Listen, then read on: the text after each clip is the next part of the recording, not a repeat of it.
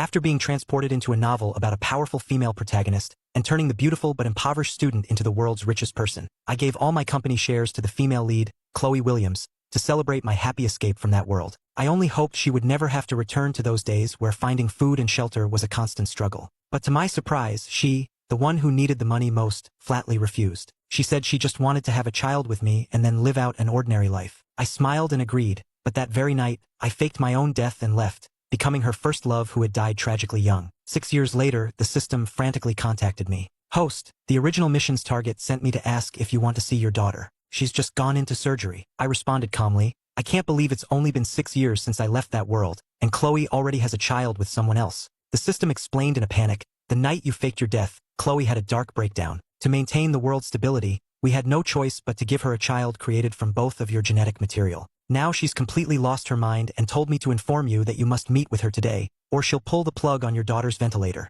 Hearing this, I immediately returned to the original world. The system pushed me into a hospital room where a 5-year-old girl was sitting on the bed. When she saw me appear out of thin air, her pale, delicate face showed only a flicker of surprise. Then, with one hand in her pocket, she authoritatively held out a bank card to me. Here's 10 million. Stay and be my dad. The little girl's proud demeanor was the spitting image of Chloe's. The system immediately explained, Host, this is the child created from your and the mission target's genetic match. Her name is Haley, and she's 6 years old. Seeing the card Haley handed me, I was surprised. You know who I am? Haley stared straight at me, her eyes holding a maturity that didn't match her age. I know you're my father. I've seen you in that person's photo album in her safe. Hearing this made my heart sink. The child wouldn't even call Chloe mom. Was their mother-daughter relationship really that bad? The system then chimed in. The mission target and the child have a very distant relationship. The child has been hospitalized for a week, and she hasn't visited once. My brow furrowed involuntarily. I thought to myself that Chloe was being far too irresponsible as a mother. Haley was her own child, after all.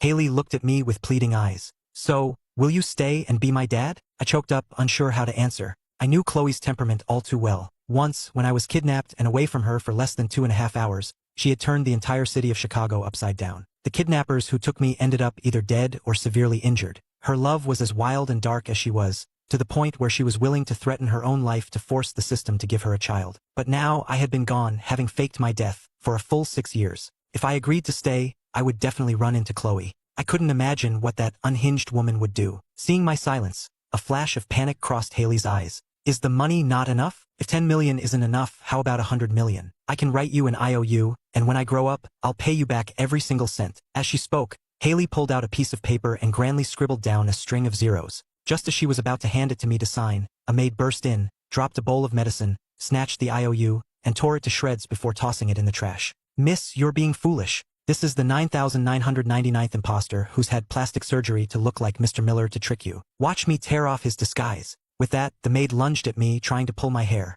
Haley, ignoring her own pain, scrambled off the bed to stand in front of me. Who said you could touch him? Do you really think I can't recognize my own father? The maid's lips trembled. But Mr. Miller passed away 6 years ago. How could this be him? Haley roared. Shut up. My father isn't dead. That person said it herself that Dad was a mission runner, that he had to be her long-lost first love, so he faked his death to trick us. I was shocked. Chloe knew I was a mission runner? She was just too sharp. I couldn't hide it when I first approached her, so I had admitted it, but I never revealed the plot details. How could she know I had to be her first love who died young? Did she know before, or did she figure it out after I faked my death? Haley glared fiercely at the maid, shielding me like a wild animal protecting its young. He is my father. I finally get to see him, so get out and don't you dare touch him. The maid was driven out of the room by Haley, and as she left, I saw her make a phone call. Haley bit her lip and secretly wiped away her tears, leaving her eyes red and puffy, which made my heart ache. Did you pull on your surgical incision? Does it hurt? Haley huffed. It was just an appendectomy.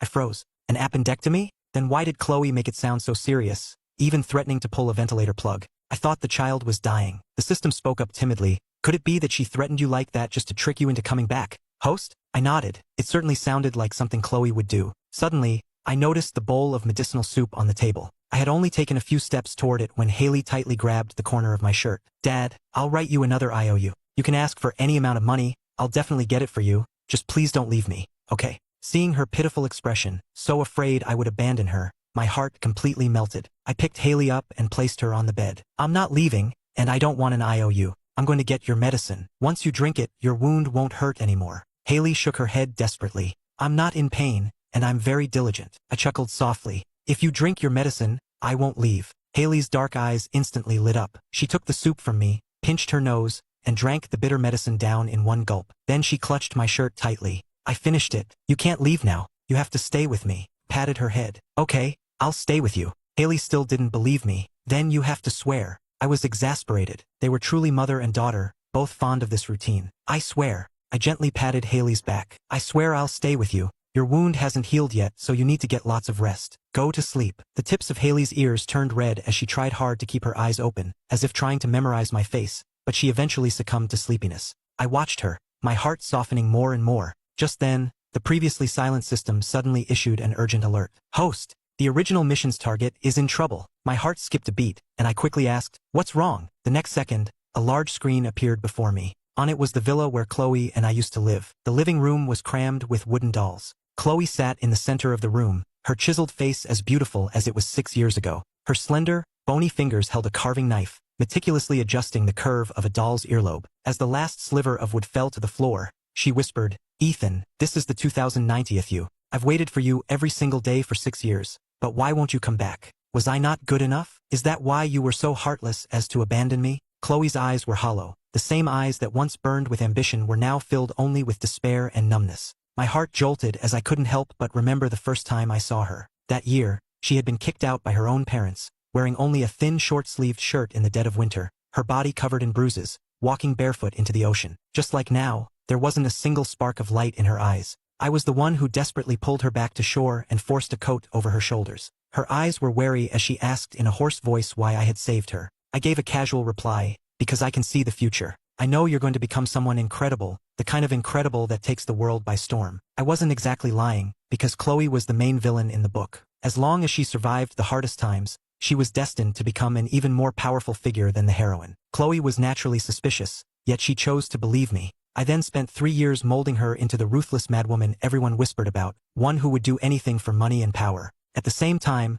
I became her only vulnerability in the eyes of the world. I snapped back to reality and saw Chloe raise the carving knife, unhesitatingly slicing her fingertip and using the blood to paint the final touch on the doll's lips. She smiled. My Ethan is so handsome. It's just a shame that no matter how perfect the likeness, it's still not him. I shuddered and followed her gaze, and the blood in my veins instantly ran cold. The villa was filled with wooden dolls that looked exactly like me, so lifelike it was clear how much care and obsession the carver had poured into them. After 6 years, it seemed Chloe had become even more unhinged. The system reminded me at that moment, Host, ever since you left, the mission target has shut herself in with your dolls all day, unwilling to be apart from them for a moment. Even when she was so sick she was coughing up blood, she would rush back here overnight. I pressed my lips together as a wave of guilt washed over me. Meanwhile, a knock came from the villa's front door. Ma'am, Mrs. Davis couldn't reach you, so she asked me to pass on a message. Another man who looks like Mr. Miller has appeared at the hospital with the young miss. This time, he's completely fooled her, and she's insisting on calling him her father.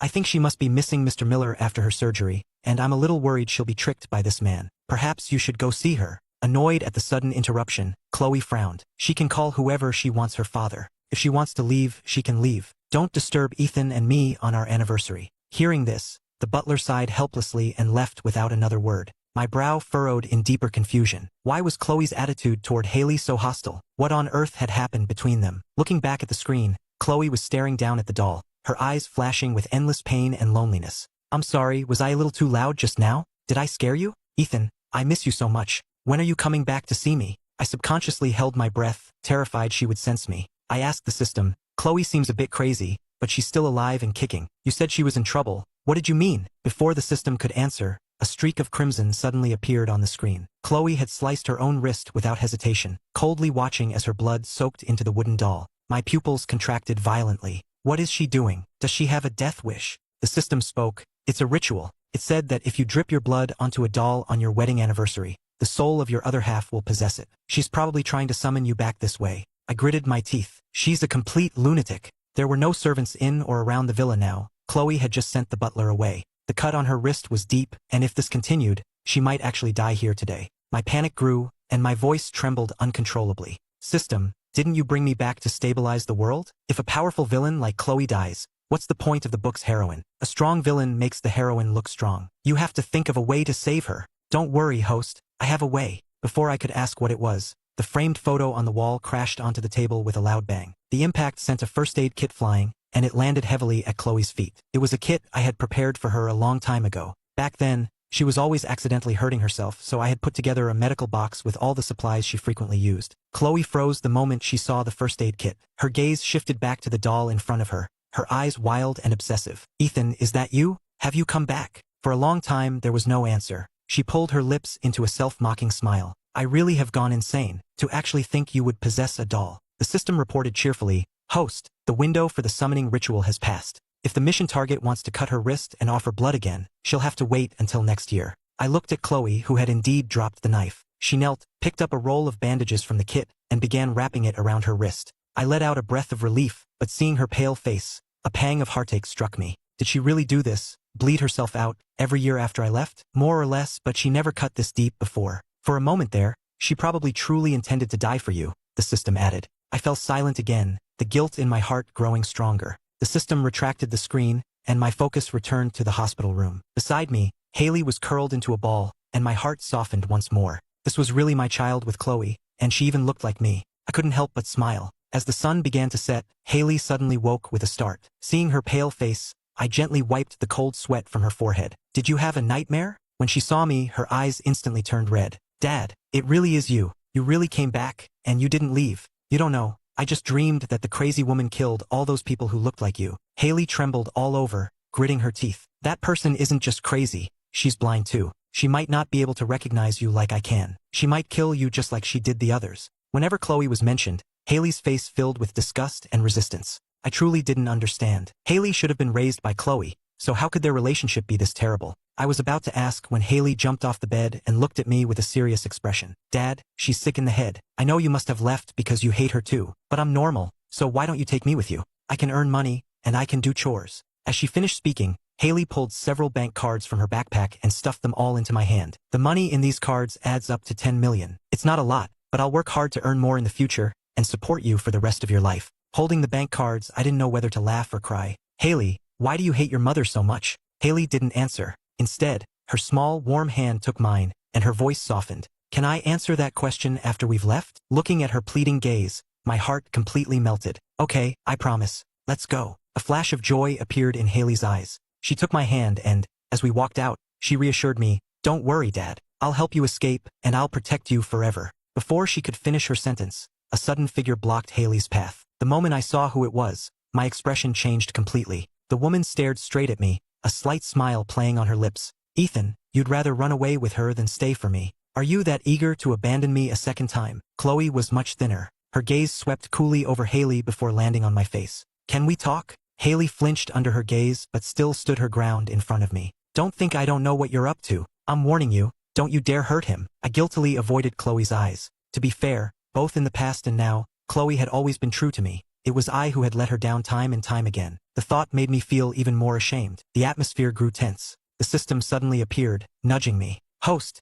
headquarters just sent a message. As long as the mission target's emotions stabilize, your mission will be complete." This conversation could be a great opportunity. I nodded in agreement and finally looked at Chloe. "Okay, let's talk." Haley grabbed my shirt, her expression full of worry. "Dad, don't go." I patted her head reassuringly. "Don't worry, I'll be fine." Hearing that, Haley slowly let go of my shirt but continued to stare anxiously at my back as I walked away. I glanced back and gave her a reassuring look. Chloe suddenly spoke, her tone dripping with jealousy. "You care a lot about that child?" I found her question odd. "Haley is our child. How could I not care about her?" Chloe let out a self-deprecating laugh. "So you'd rather believe her and leave with her than come to see me, is that it? Ethan, do you have any idea that I've waited 6 whole years for you? How can your heart be so cruel?" Hearing the tremble in her hoarse voice, my heart felt as if it were being crushed by a heavy stone. "I'm the one who wronged you." Chloe squeezed my hand, her grip tightening. "Ethan, that's not what I want to hear." She suddenly quickened her pace, dragging me into an empty hospital room and pinning me against the wall with an undeniable force.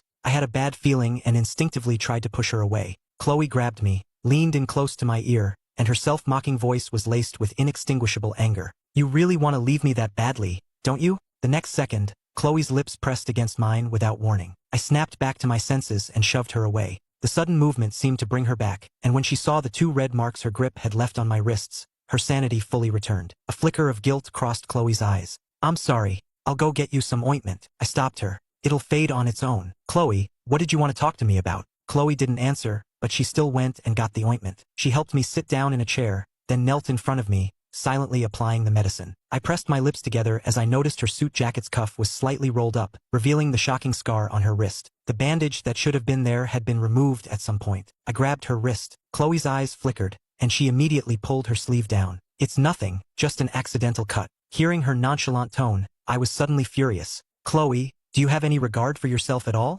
Chloe didn't expect me to get so angry. She froze for a moment, then let out a soft laugh. Ethan, are you worried about me? I retorted. What do you think? Just because I'm not around, you can't learn to take care of yourself. I was scolding her angrily, but I froze the moment our eyes met. Chloe's eyes were red, but a smile touched her lips. You left so mercilessly back then. I thought you'd never feel sorry for me. Her words caught in my throat. Finally, he sighed. I never said I didn't feel sorry for you. With that, I got up, found a bandage in the room, and rewrapped her wound. Afraid she would just take it off again, I tied it with 2 knots. Don't take this off, do you hear me? Chloe lowered her head and murmured, I know, I have something for you. She took a bracelet from her pocket and put it on my wrist. This should be very important to you. The day you left, you accidentally dropped it into the ocean. I found it and have kept it with me ever since. It's been waiting with me for you for 6 years. I lifted my hand and stared, completely stunned. This was my mother's bracelet from my real world. 6 years ago, on the day I faked my death, the system told me to throw a suitcase into the ocean to stage a suicide.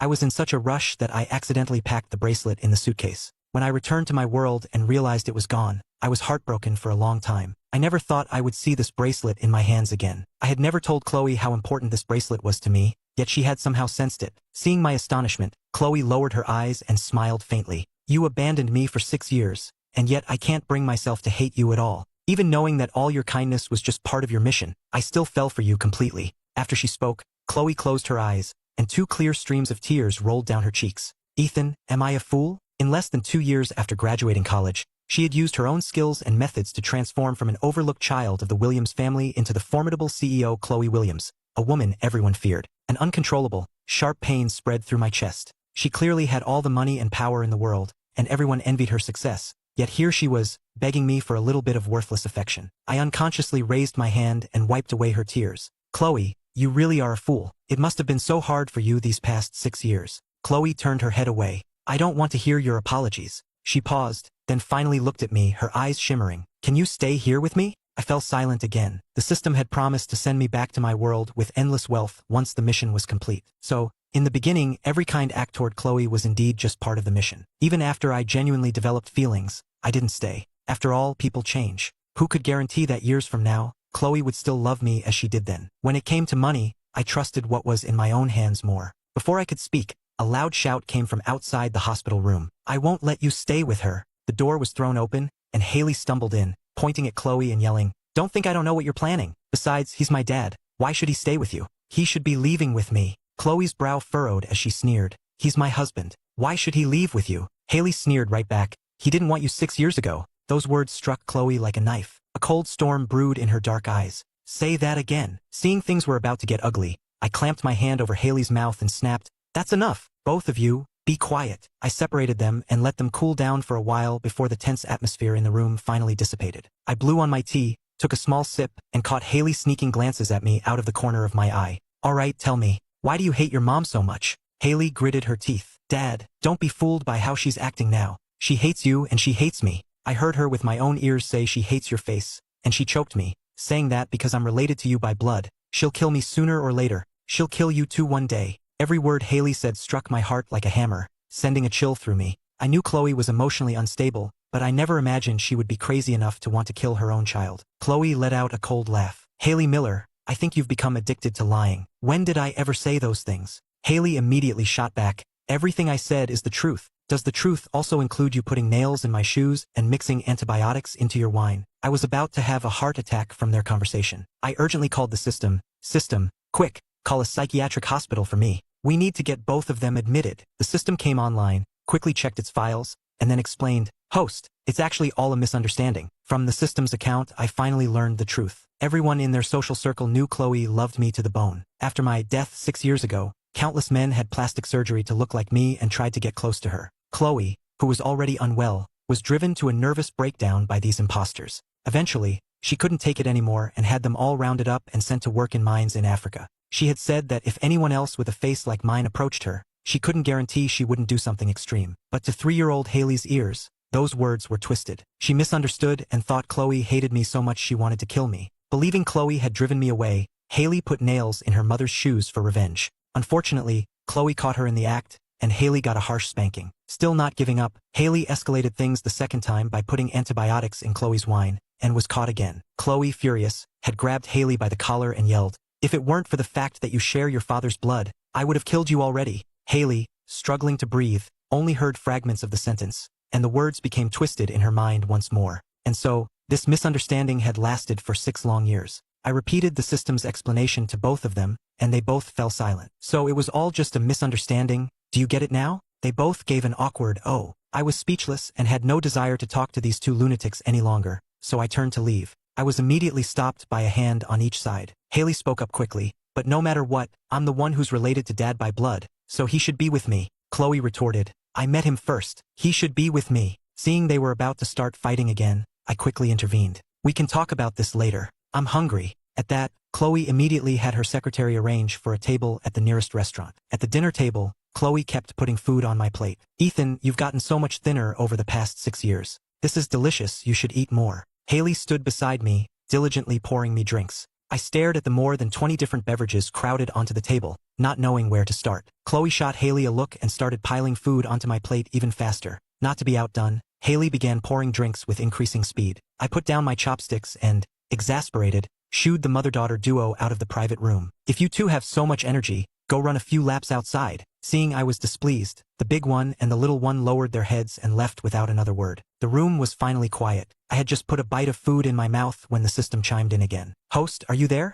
I have some news for you, though I'm not sure if it's good or bad." I grunted in acknowledgement. I ran a calculation. The mission target's emotional state has stabilized for now, but if you leave, she's likely to have another breakdown. "So," my hand holding the chopsticks paused. "So you want me to stay, correct?" I sighed and voiced my biggest concern. If I stay in this world, and in the future Chloe's feelings change, and I regret my decision, will I still have a way to leave then? This time it was the system's turn to be silent. The silence was its own answer. I shook my head, my appetite suddenly gone. It wasn't that I didn't trust Chloe. I had just seen too many examples of how easily people's hearts can change. Before I could say anything, the sky outside the window suddenly exploded with a bang. I walked to the window and saw a beautiful firework burst against the dark sky. Haley, showing a rare flash of childishness, was standing downstairs waving at me. "Dad, come set off fireworks with us." The door to the room opened softly, and Chloe walked in, taking my hand. "Let's go. She and I have a surprise for you." Before I could react, Chloe had led me downstairs. Haley found an open space, pulled out a long fuse and handed me a match. "Dad, you do it." Chloe looked at me and nodded with a smile. I took the match, lit the fuse and ran back a few steps with them. A firework shot into the sky and exploded into a giant, beautiful heart. An unconscious smile spread across my face. When I came to my senses, I saw that Chloe was smiling unconsciously too. I felt a little dazed. The last time I had seen her smile so happily was on our wedding night, when she held me and whispered with a smile, "This is so nice. I have a family again." By the time I snapped out of it again, Chloe was already dabbing at the tears on my face with a tissue. "Why are you crying?" Haley came closer and hugged my arm, her voice full of concern. "Dad, were you moved by my surprise?" "Don't cry. It makes my heart ache." Chloe gently pushed her aside. "Get lost. Your dad was moved by me." Haley frowned. "I designed the firework pattern." Chloe glanced at her. "I paid for it." Haley was infuriated by her words. "You think you're so great just because you have money? I'll earn more than you in the future." I sighed and ruffled Haley's hair, then gently touched Chloe's cheek.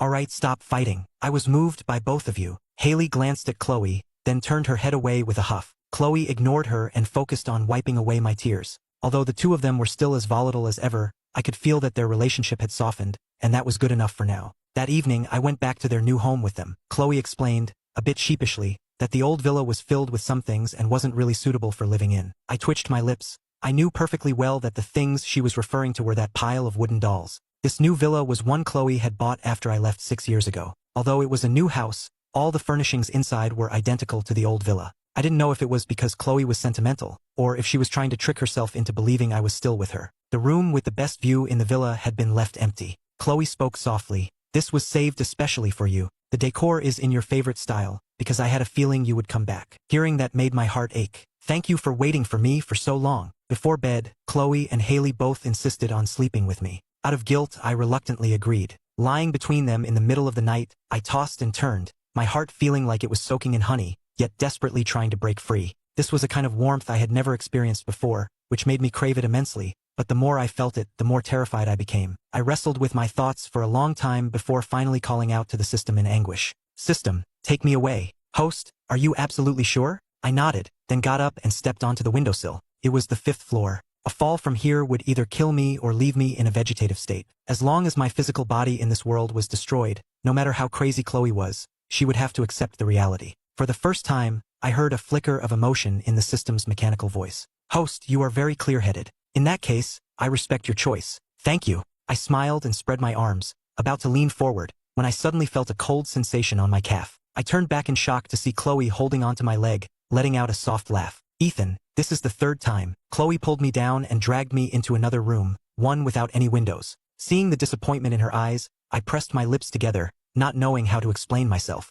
After a long moment, Chloe suddenly spoke. I know. You're afraid that the future me will disappoint you. You're afraid that you'll give up everything in your other world to stay with me, only to end up regretting it, right? I nodded slowly. Unexpectedly, Chloe didn't fly into a rage. Instead, she took my hand and said softly, "That's easy to solve. Why don't I just go with you to your world?" I looked up in surprise. Chloe continued on her own. I can guess that this system of yours has probably given you more money than you could spend in several lifetimes, so supporting me shouldn't be a problem. Of course, you can bring that little brat along too if you want. If you're willing to let me start a business, I'll deliver impressive results for you. I'm confident in my abilities. If you don't want me to start a business because you're afraid I'll change if I get rich, then I'll just stay by your side and take care of you every day. The hand holding mine was trembling slightly as she looked at me with pleading eyes. So, please don't abandon me, okay? This was a development I had not anticipated. What surprised me even more was that the system actually agreed. No problem. Headquarters said that as long as the mission target's emotions are stable, it doesn't matter which world she's in. Since you're going to support them,